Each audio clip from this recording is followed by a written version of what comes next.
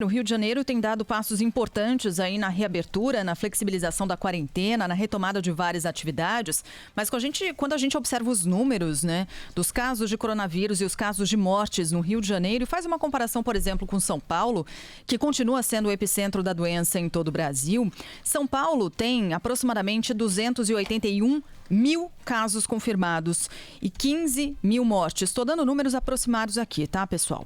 Rio de Janeiro tem 112 mil casos confirmados, aproximadamente, e 10 mil mortos, também aproximadamente. Quando você olha esses números, quando você observa esses números absolutos, já impressionam muito. A gente precisa prestar muita atenção no que acontece no Rio de Janeiro. Estamos falando de 112 mil casos, 10 mil mortes. São Paulo tem 281 mil casos e 15 mil mortes.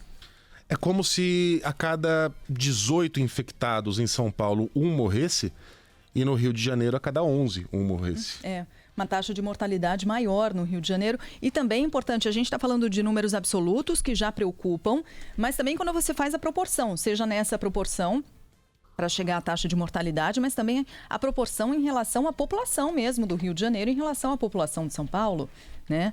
Então, acho que a gente tem que manter um olhar bem atento aí para o estado do Rio de Janeiro por causa desses números aqui. Diferença populacional é gritante quando a gente pega o estado de São Paulo em relação à população do Rio de Janeiro. O estado de São Paulo tem 40 milhões de habitantes.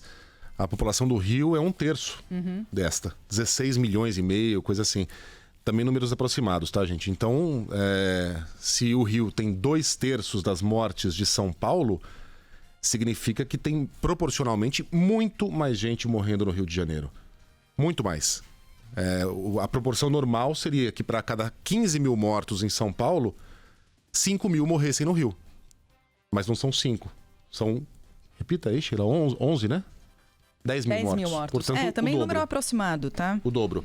Sendo que o Rio de Janeiro testa menos que São Paulo. Portanto, a tendência é que a subnotificação seja maior no Rio do que em São Paulo. Então, muito bem colocado. Olho no Rio de Janeiro. A gente olha para São Paulo porque é aqui que está o número maior de mortes, mas a proporção maior está lá no Rio mesmo.